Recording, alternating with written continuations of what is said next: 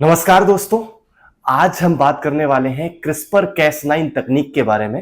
CRISPR कैस9 तकनीक जो कि जीन एडिटिंग से जुड़ी हुई है। ठीक, तो क्रिस्पर कैस9 के बारे में बात करने से पहले हम ठीक है, जो हमारे क्रिस्पर जीन एडिटिंग है उसके बारे में बात करना चाहेंगे। ठीक है, तो मेनली ये जीन एडिटिंग होती क्या है। ठीक है, तो सबसे पहले अपन बात करते हैं कि कोई भी हमारे जो ऑर्गेनिज्म होते हैं, किसी भी प्रकार के जो हमारे जीव जंतु होते हैं, चाहे वो एक छोटा माइक्रो ऑर्गेनिज्म हो, सूक्ष्म जीव हो, चाहे वो एक बड़े से बड़ा जानवर हो या मनुष्य की अगर हम बात करें, तो सभी का जो शरीर है वो किससे बना हुआ है? आपकी कोशिकाओं से बना हुआ है, सेल्स से बना हुआ है। इन सेल्स की अगर हम बात करें तो ये जो हमारे सेल्स हैं उनके अंदर हमारे एक न्यूक्लियस पाया जाता है, केंद्रक पाया जाता है, और इसके अंदर हमारी होती है संरचना काहे की? तो ये होती है हमारी क्रोमोसोम। ठीक है, हम ये देखते हैं कि एक पेरेंट से, ठीक है, नई जनरेशन आती है और उस जनरेशन में जिस प्रकार के कैरेक्टर्स दिखाई देते हैं वो लगभग कैसे होते हैं? उनके पेरेंट्स से आए हुए कैरेक्टर्स होते हैं। तो ये जो कैरेक्टर ट्रांसफर होते हैं, ये कैरेक्टर किसके थ्रू ट्रांसफर होते हैं? तो ये कैरेक्टर्स होते हैं क्रोमोसोम के थ्रू। ठीक है, ट्रांसफर किए जाते हैं। इसे बोला जाता है क्या? हेरिडिटी। और ये एक्चुअली पे क्या होता है? हमारी हेरिडिटी। ठीक, हम मुख्य रूप से इसे क्या बोलते हैं? ये जो कैरेक्टर ट्रांसफर है, ये जो क्रोमोसोम होते हैं, तो ये क्रोमोसोम एक्चुअली बने होते हैं किसके? हमारे डीएनए के बने होते हैं। और ये हमारे जो डीएनए है, इसी के अंदर हमारे जो छोटे छोटे पार्ट्स हैं, उन छोटे पार्ट्स के रूप में हम ये देखते हैं, ये हमारे क्या होते हैं? हमारे जीन्स होते हैं।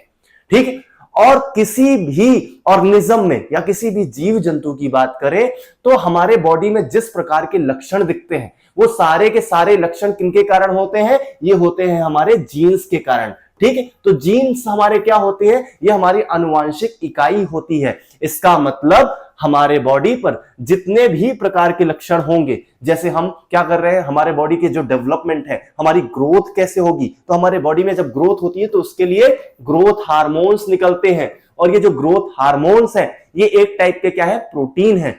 और इस प्रोटीन को बनाने का काम किसके द्वारा किया जाता है? इन्हीं जीन्स के द्वारा किया जाता है। ऐसे ही हमारे बॉडी के जितने भी लक्षण हैं वो सारे के सारे जो लक्षण हैं वो किसके द्वारा दर्शाए जाते हैं? इन्हीं जीन्स के द्वारा दर्शाए जाते हैं। इसका मतलब क्या हुआ कि हमारे बॉडी में अगर कुछ भी हो रहा है तो कहीं ना कहीं उसके लिए कौन जिम्मेदार होगा? हमारे जीन्स जिम्मेदार होंगे। अब समस्या यह है कि अगर हमारे बॉडी में कोई बीमारी हो रही है तो उस बीमारी का कारण भी कौन होगा? ये हमारे जीन्स होंगे। इसका मतलब यह है कि अगर इन जीन्स में किसी प्रकार की समस्या आ गई है तो ऐसे में हमारे बॉडी में किसी ना किसी चीज की कमी हो जाती है या कोई अधिकता हो जाती है। और उस अधिकता या कमी का जिम्मेदार कौन है? ये हमारे जीन्स हैं, जिनके द्वारा अधिक प्रोटीन बनाया गया होगा या फिर कम प्रोटीन बनाया गया होगा। इसका मतलब ये जो जीन्स में परिवर्तन आ रहे हैं, इन जीन्स में परिवर्तन के कारण क्या होता है? हमारी बॉडी में बीमारी आती है। तो आज के टाइम पर हम ये देखते हैं कि इन बीमारियों को दूर करने के लिए अगर हम जीन में परिवर्तन कर दें, इन जीन में सुधार कर दें, तो क्या होगा? ठीक, हमारे बॉडी में अगर कोई बीमारी है तो ठीक हो जाएगी। ठीक, तो अगर हम क्या करेंगे, इसमें किसी प्रकार का परिवर्तन करते हैं, इन जीन्स में किसी प्रकार का परिवर्तन करते हैं जो हमारे डीएनए का ही भाग होते हैं, तो उसे हम क्या बोलते हैं? Gene editing. ठीक है, जीन को एडिट करना, जीन में सुधार करना। ठीक है, तो यहां से ये वर्ड आया हमारा जीन एडिटिंग। ठीक है, अब इसी से जुड़ी हमारी एक टेक्नोलॉजी है जिस टेक्नोलॉजी को हमने क्या बोला है? क्रिस्पर कैस9 तकनीक। ठीक है, तो जीन एडिटिंग होती कैसे, सबसे पहले बात करूंगा। ठीक है, तो जीन एडिटिंग अगर हम बात करें तो फॉर एग्जांपल ये हमारा डीएनए है।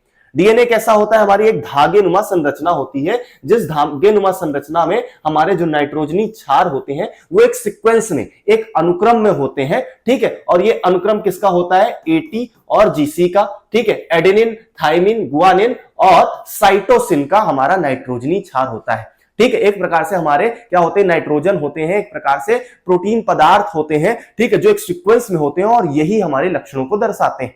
ठीक है, तो ये कैसी होती है? धागेनुमा संरचना होती है। इसका मतलब अगर हमें इसमें परिवर्तन करना है और हम मान लो कि हमने ये माना कि ये जो हमारा जीन है, ये जीन हमारा यहां पर हो गया है खराब, तो ऐसे में हमें क्या करना पड़ेगा? इस जीन को हटाना है। और इस जीन को हटाना है तो हमें क्या करना पड़ेगा? एक धागे को काटने के लिए हम क्या करते हैं? कैंची का यूज करते हैं। और कैंची के द्वारा हम क्या कर सकते हैं? एग्जैक्टली उसी जगह से हम उसे काट सकते हैं जहां से हम इसे काटना चाहते हैं। ठीक है। और इस काटने के बाद क्या होगा, जैसे ही बॉडी हमारे में अगर ये पार्ट जो हमारा जीन का कटता है, वैसे ही हमारी जो सेल्स होती हैं ऑटोमेटिक रिपेयर चालू कर देती है। और रिपेयर के बाद जब यहां पर वापस से क्या आएंगे, नए हमारे जीन के सीक्वेंस आएंगे, तो वो लगभग हो सकता है कि सही हो। दूसरा तरीका क्या है कि अगर हमने क्या किया है, किसी प्रकार का इसमें क्या किया है, कट किया है, इसे हटाया है, तो हम चाहे तो क्या कर सकते हैं, इसमें कोई नया जीन हम अपनी इच्छा के अनुसार कि कोई ऐसी कैरेक्टर जो हम उस बॉडी में चाहते हैं, उसे हम क्या कर सकते हैं, इसके साथ जोड़ सकते हैं। ठीक, ये सारी जो हमारी प्रक्रिया है वो किसके अंतर्गत आती है, जीन एडिटिंग के अंतर्गत आती है, जीनोम एडिटिंग के अंतर्गत आती है।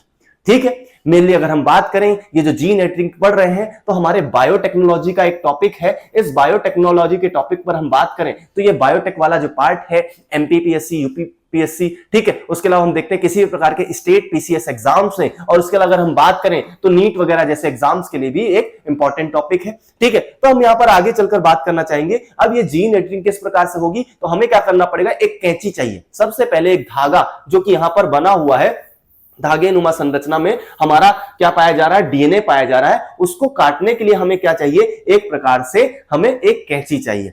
ठीक है, उसी से हमारी जुड़ी हुई है क्या, क्रिस्पर कैस9 तकनीक। ठीक है, अगर क्रिस्पर कैस9 तकनीक की बात करें तो क्रिस्पर कैस9 तकनीक में हम क्रिस्पर की बात करते हैं। क्रिस्पर का फुल फॉर्म देखें तो क्या है, clustered regularly interspaced short palindromic repeats. ठीक, तो ये वर्ड आया कहां से, ठीक, तो सबसे पहले हम बात करेंगे ये जो क्रिस्पर हमारी टेक्नोलॉजी है, एक्चुअली पे ये एक प्रकार से हमारे बैक्टीरिया के इम्यून सिस्टम का पार्ट रहा है।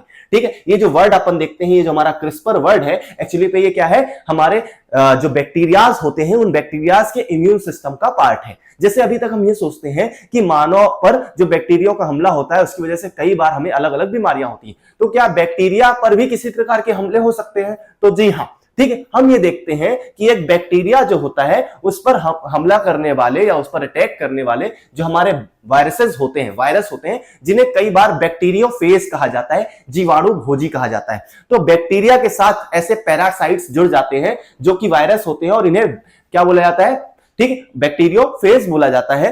अब ये क्या करते हैं, किस प्रकार से कोई जो होता है अन्य ऑर्गेनिज्म, माइक्रो ऑर्गेनिज्म एक दूसरे माइक्रो ऑर्गेनिज्म पर हमला करता है, तो ऐसी क्या चीज करता है जिसके माध्यम से वो क्या कर सकता है, उस अन्य ऑर्गेनिज्म को खाने लग जाता है, वो पैरासाइट अन्य ऑर्गेनिज्म को खाने लग जाता है। ठीक है, तो हम ये देखते हैं कि नॉर्मली होता क्या है कि मेनली यहां पर एक प्रकार से जब कोई वायरस क्या होता है किसी बैक्टीरिया पर हमला करता है, ठीक है, तो उस समय वो सबसे पहले क्या करता है, उस समय वो उसके अंदर अपना डीएनए उसके अंदर छोड़ देता है।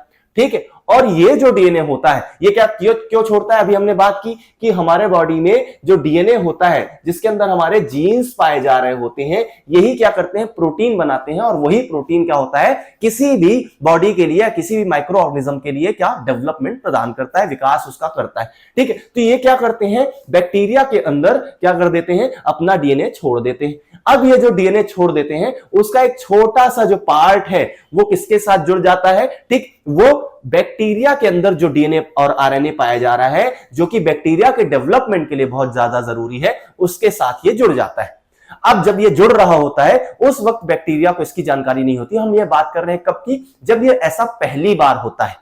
ठीक है, तो क्या होता है, एक बैक्टीरियोफेज जो बैक्टीरिया को खाने की कोशिश कर रहा है, एक जीवाणु भोजी जो एक जीवाणु को खाने की कोशिश कर रहा है, जीवाणु के अंदर क्या कर रहा है, उससे अपना उत्पाद प्राप्त कर रहा है, अपने डेवलपमेंट के लिए उससे खाना प्राप्त कर रहा है एक प्रकार से। तो क्या करता है, क्योंकि अगर उसे अपना प्रोटीन चाहिए तो उसे अपना क्या, मान लो इसको खाने के तरीके अलग है। इसे हम इस प्रकार से देख सकते हैं कि भैया सभी को अपना अपना खाना अलग तरीके से पसंद होता है, कोई कुछ खाना पसंद करता है, तो ऐसे में एक प्रकार से ये वो शेफ है, ठीक है, ये वो रसोइया है जो उसको उसने क्या कर दिया है, उस कमरे में छोड़ दिया है जो कमरा किसका था, बैक्टीरिया का था। ठीक है, तो अब ये रसोइया आराम से घुसकर उसके अंदर क्या कर रहा है, इसके लिए खाना बना रहा है, और सामान किससे ले रहा है, उसी रसोई से जो कि एक्चुअली पे किस मालिक कौन था, बैक्टीरिया था। तो ऐसे में नुकसान किसका हुआ, तो नुकसान हुआ किसका, बैक्टीरिया का। ठीक है, तो अब शुरुआत में तो उसको पकड़ में नहीं आया, तो जब पहली बार इस प्रकार से हमले होते हैं, ठीक है, तो क्या होता है, इस बैक्टीरिया को समझ में नहीं आता है। लेकिन अब बैक्टीरिया क्या का भी क्या है, अपना एक इम्यून सिस्टम है।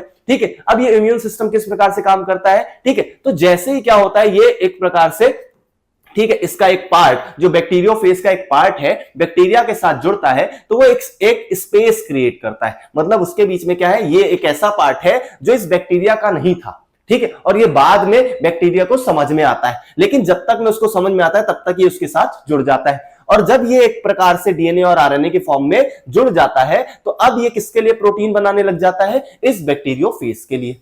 ठीक है, तो समस्या ये है कि भैया सामान इसका था, लेकिन जो क्या प्रोडक्ट बन रहा है या उत्पाद बन रहा है वो किसके लिए बनने लग गया, बैक्टीरियोफेज के लिए बनने लग गया। ठीक है, तो ऐसे में इसके लिए प्रोटीन बनता है और आराम से जो बैक्टीरियोफेज है, जो वायरस है, वो आराम से बैक्टीरिया का जो भोजन है वो प्राप्त करता रहता है और इसे इन्फेक्ट कर देता है। ठीक है, तो जब पहली बार ऐसा आक्रमण होता है तो बैक्टीरिया को समझ में नहीं आता, लेकिन जब हम देखते हैं अगली बार इस प्रकार के आक्रमण होते हैं तो धीरे से जब अगली बार ये स्पेस बन जाता है तो स्पेस बनने के बाद क्या होता है, ठीक हमारे बैक्टीरिया के अंदर एक प्रकार से एक सीक्वेंस क्रिएट होता है जिसे क्रिस्पर एरे बोला जाता है। ठीक है, एक सीक्वेंस बनता है, वो सीक्वेंस क्या कहलाता है, क्रिस्पर एरे। क्रिस्पर एरे का मतलब क्या था, क्लस्टर्ड। ठीक है, क्रिस्पर की हम बात कर रहे हैं तो यहां पर अपन बोल रहे हैं क्लस्टर्ड रेगुलरली इंटरस्पेस्ड। ठीक है, एक एक वर्ड की यहां पर बात करेंगे किसका क्या मतलब है, क्लस्टर्ड रेगुलरली इंटरस्पेस्ड। ठीक है, पैलिंड्रोमिक इंटरस्पेस्ड, यहां पर अपन ने देखा क्या, पैलिंड्रोमिक सिंड्रोम की बात हम यहां पर कर रहे हैं, पैलिंड्रोमिक।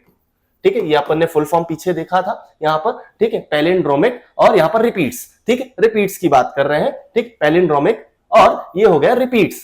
इसका मतलब क्या है, तो इसका मतलब है पहला हम वर्ड देखते हैं क्लस्टर्ड। ठीक है, तो पर्टिकुलरली जो क्या होता है, ठीक जिस हमारा जो बैक्टीरिया होता है उसके अंदर क्या होगा, एक प्रकार से उसके डीएनए के एक पार्ट में एक प्रकार से एक ग्रुप्स में एक क्या बन जाएंगे, उसके ग्रुप में इस प्रकार से एक सीक्वेंस बन जाएगा जो कि एक रेगुलर बेसिस पर होगा। ठीक है, रेगुलरली होगा और एक प्रकार से इंटरस्पेस होगा, मतलब उनके बीच में एक स्पेस सीक्वेंस बनेगा। ठीक है, साथ में कैसा होगा, पैलिंड्रोमिक रिपीट्स होगा। तो पैलिंड्रोम क्या होता है, पैलिंड्रोम का मतलब होता है जैसे आप बहुत सारे ऐसे नाम सुनते हो। ठीक है, पैलिंड्रोम का मतलब कि अगर इधर साइड से पढ़ो, लेफ्ट से राइट पढ़ो या राइट से लेफ्ट पढ़ो तो क्या होता है, ठीक है, वो जो आप नाम पढ़ते हो वो सेम आता है, वो सीक्वेंस सेम आता है। लाइक फॉर एग्जांपल हम किसी का नाम रख दे बीओबी, बॉब। ठीक है, तो आप बीओबी अगर उल्टा भी पढ़ोगे तो क्या होगा, यहां पर अपन देखते हैं क्या आएगा, बीओबी बॉब ही आएगा। ठीक है, अगर हिंदी में नाम देखें तो एक नाम देखते हैं अपन कनक। ठीक है, तो कनक को यहां से पढ़ा तब भी कनक पढ़ेंगे, अगर उल्टा पढ़ा तब भी कनक पढ़ेंगे। ठीक है, तो यहां पर क्या होता है, अपने इम्यून सिस्टम में जो बैक्टीरिया होता है वो क्या कर देता है, इस प्रकार से डीएनए के एक पार्ट में इस प्रकार से एक सीक्वेंस बनाता है जहां पर वो क्या होते हैं, ग्रुप में होते हैं, उनके बीच में स्पेस होता है, रेगुलर बेसिस पर होते हैं और क्या करते हैं, एक प्रकार से पैलिंड्रोमिक होते हैं कि अगर आप यहां लेफ्ट से राइट पढ़ोगे तो आपको सेम सीक्वेंस दिखेगा और राइट से लेफ्ट पढ़ोगे तो आपको सेम सीक्वेंस दिखाई देगा। अब ऐसा बैक्टीरिया करता क्यों है, ठीक है, तो अगर इसकी बात करें तो क्या करता है, इस प्रकार से बैक्टीरिया क्या करता है, अपने अंदर, ठीक है, एक प्रकार से इम्यून सिस्टम या एक आरएनए को जनरेट करता है। ठीक है, उसका जो सीक्वेंस होता है, क्योंकि ये जो स्पेस आया था, ये जो सीक्वेंस आया था एक्चुअली पे किसका था, बैक्टीरियोफेज का था। तो जब इसने इस प्रकार से स्पेस बनाया तो उसके अंदर क्या बना, ये सीक्वेंस आ गया जो कि किसका था, बैक्टीरियोफेज का था। ठीक है, तो वो क्या करता है, इसको पकड़ लेता है और ये जान जाता है कि ये भैया सीक्वेंस हमारा था ही नहीं।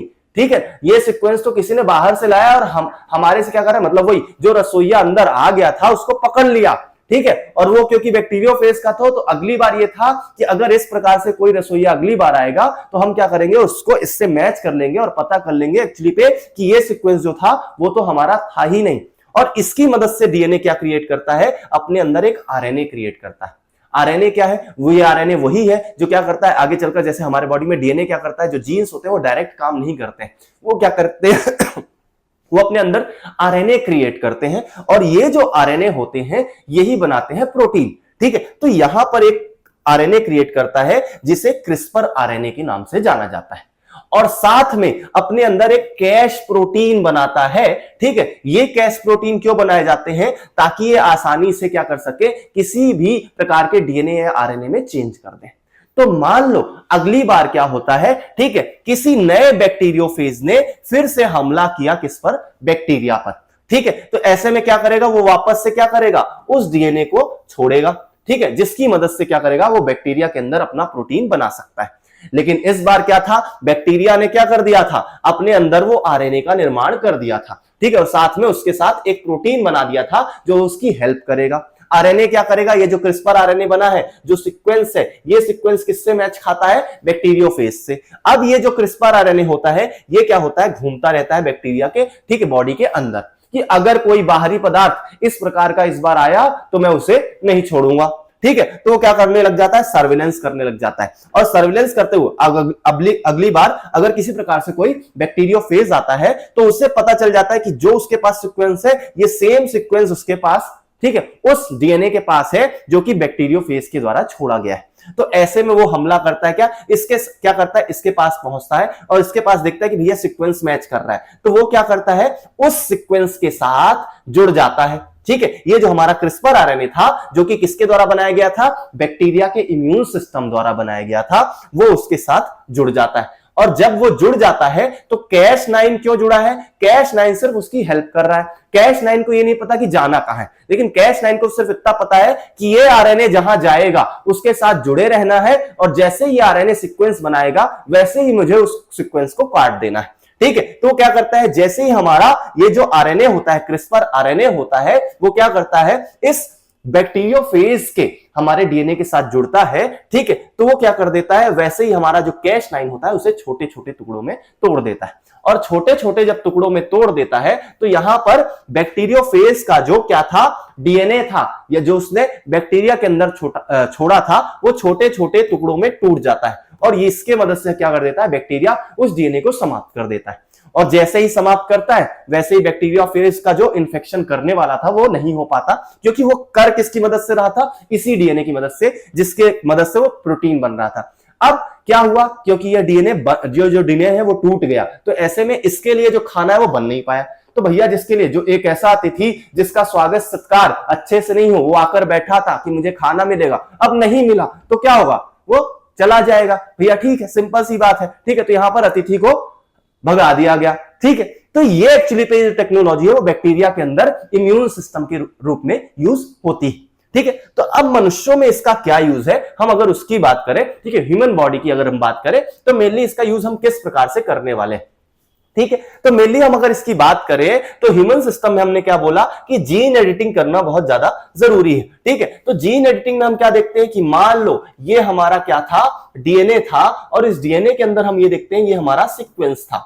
ठीक है, अब ये जो सीक्वेंस था यही हमारे जीन के फॉर्म में था। अब इस जीन में क्या हो जाता है, किसी वजह से, किसी कारण की वजह से क्या हो जाते हैं, कुछ चेंजेस आ जाते हैं। कुछ चेंजेस मतलब इनके सीक्वेंस में कुछ चेंजेस आ जाते हैं और ये जो हमारा जीन है खराब हो जाता है और ये एक ऐसे प्रोटीन का निर्माण करने लग जाता है जो प्रोटीन क्या है, हमारे लिए आवश्यक नहीं है। ठीक है, और जो हमारे बॉडी में क्या पैदा कर रहा है, बीमारी पैदा कर रहा है। ऐसे में इस सीक्वेंस को हटाना बहुत ज्यादा जरूरी है। ठीक है, तो हमने क्या किया, उस बैक्टीरिया में जो टेक्नोलॉजी थी जिसकी मदद से वो किसको क्या करता था, डीएनए को तोड़ देता था। ठीक है, जो बैक्टीरियोफेज के डीएनए को तोड़ देता था, वैसे ही हमने क्या किया, आर्टिफिशियल रूप से, ठीक है, मान लो हमें इस पार्ट को क्या करना था, हमारे डीएनए से हटाना था, जो हमारे बॉडी में क्या कर रहा है, कैंसर कोशिकाओं का निर्माण कर रहा है, हमारे बॉडी में अलग अलग प्रकार की बीमारी का निर्माण कर रहा है। तो ऐसे में हमें इसे हटाना बहुत ज्यादा जरूरी है। तो हमने क्या किया, एक इसी प्रकार का डीएनए बनाया,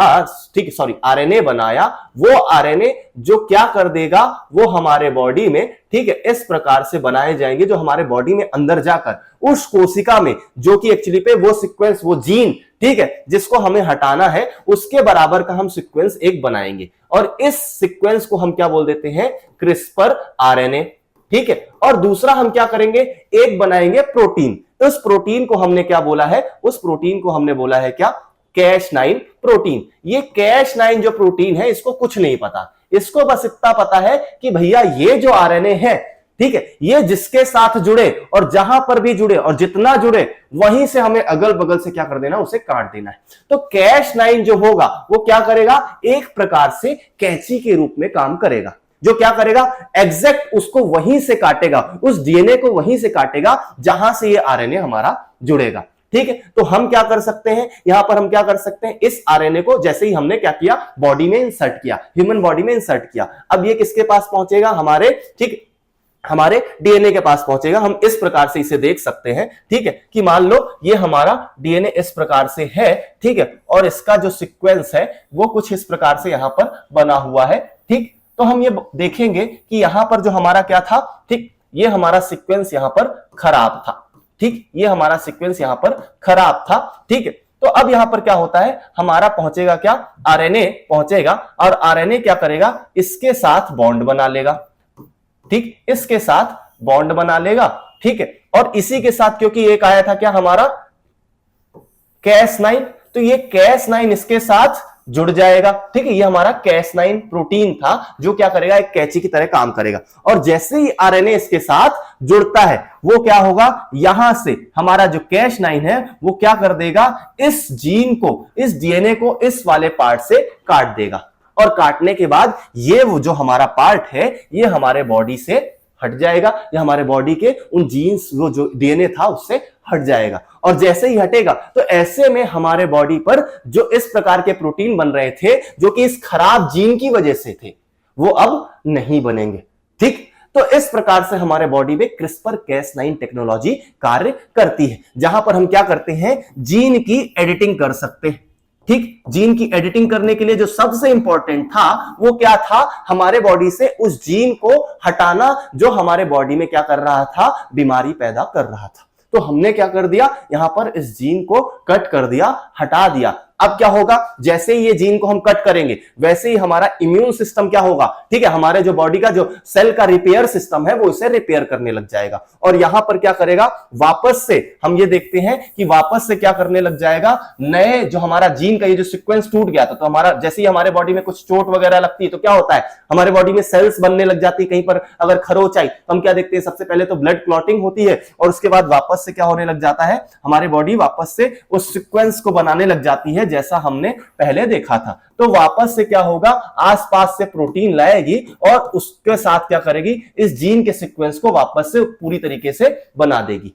ठीक है, तो पहला तरीका यह है जहां पर हम क्या कर सकते हैं, ठीक है, सिर्फ हम उसे कट कर सकते हैं और जो हमारा सेल का रिपेयर सिस्टम है वो इस प्रकार से काम करेगा कि वापस से उसे रिपेयरिंग कर देगा और उसकी जगह वापस से नया सीक्वेंस ला देगा। अब इस बार जो सीक्वेंस बना, ठीक है, वो कैसा होगा, वो नया होगा। ठीक है, और वो क्या करेगा, वो किसी प्रकार की बीमारी को पैदा नहीं करेगा। तो इस प्रकार से हमारी बॉडी में जीन एडिटिंग की जाती है जिसके माध्यम से जो कैंसर कोशिकाओं का जन्म होता है या नई बीमारियों का जन्म होता है वो यहां पर नहीं होगा। ठीक है, तो आई होप आपको ये CRISPR-Cas9 टेक्नोलॉजी समझ में आएगी। अगली बार हम फिर मिलेंगे नए टॉपिक के साथ और नए दिन की शुरुआत के साथ। जय हिंद, जय भारत।